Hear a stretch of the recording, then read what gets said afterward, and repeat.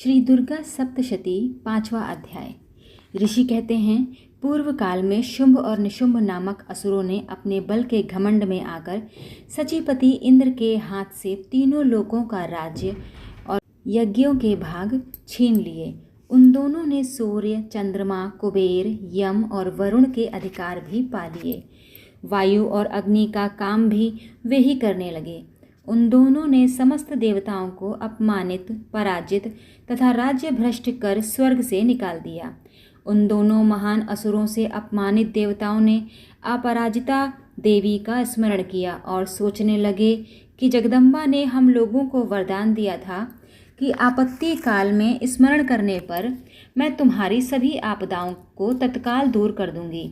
ऐसा विचार कर सभी देवता पर्वतराज हिमालय पर गए और वहां विष्णु माया भगवती की स्तुति करने लगे। देवता बोले, देवी को नमस्कार है, महादेवी शिवा को सर्वदा नमस्कार है, प्रकृति एवं भद्रा को प्रणाम है।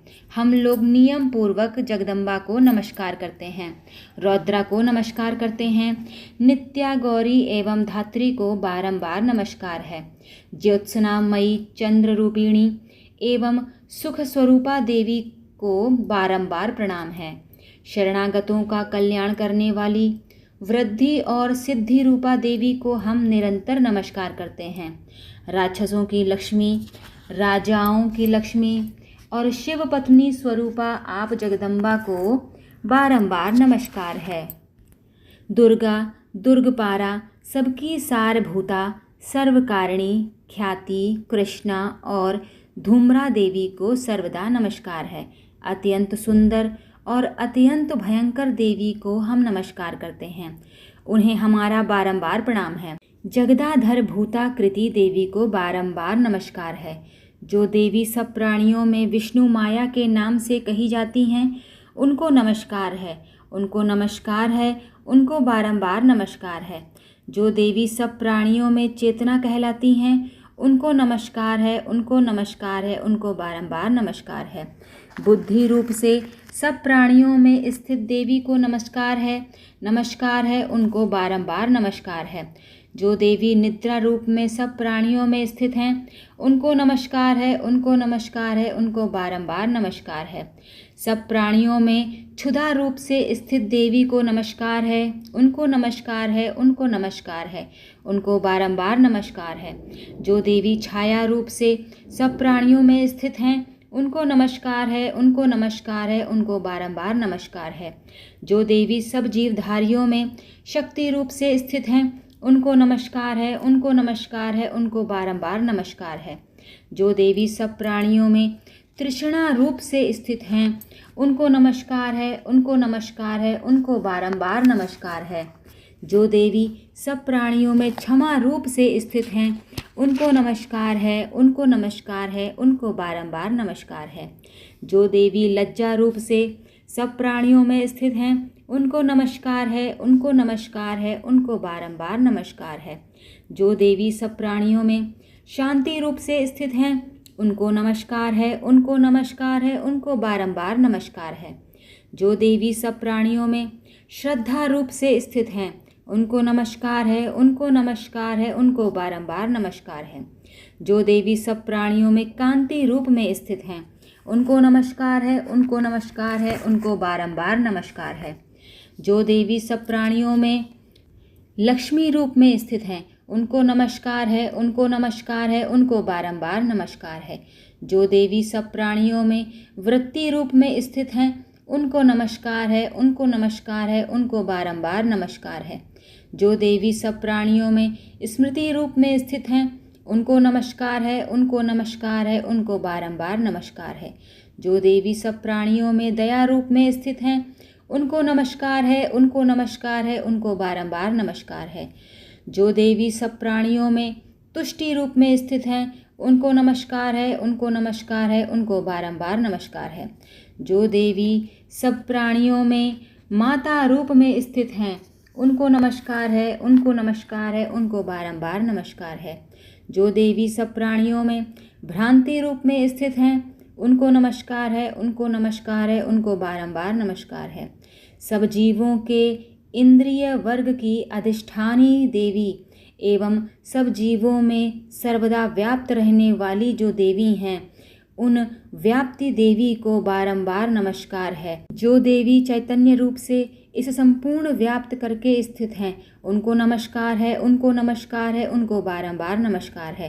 पूर्व काल में आपने अभिष्ट की प्राप्ति होने से देवताओं ने जिनकी स्तुति की तथा देवराज इंद्र ने बहुत दिनों तक जिनका सेवन किया, वह कल्याण की साधन भूता ईश्वरी हमारा कल्याण एवं मंगल करते हुए हमारी सारी विपत्तियों को नष्ट कर दें।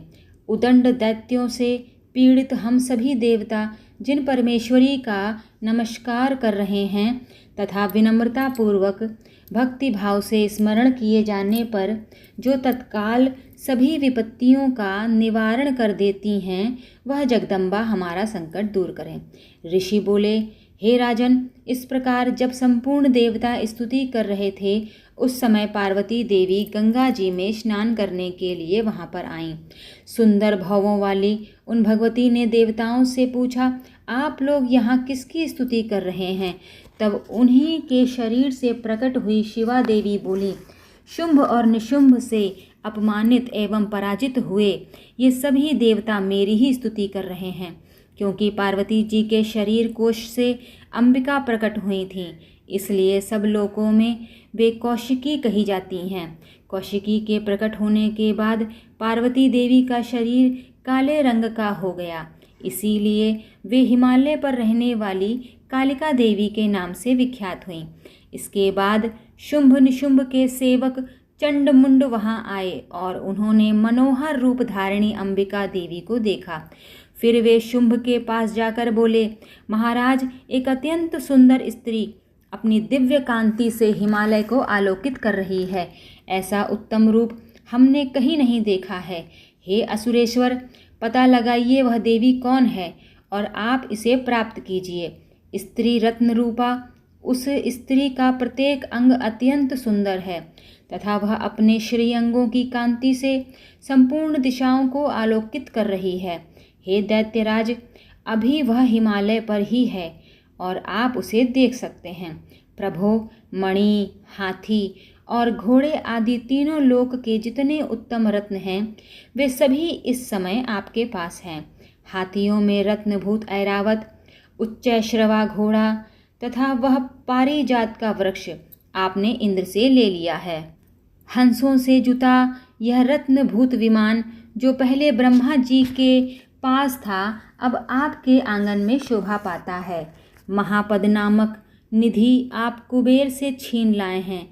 समुद्र ने भी किंजलकिनी नाम की वह माला जो केसरों से सुशोभित है और जिसके कमल कभी कुम्हलाते नहीं हैं, आपको भेंट में दी है।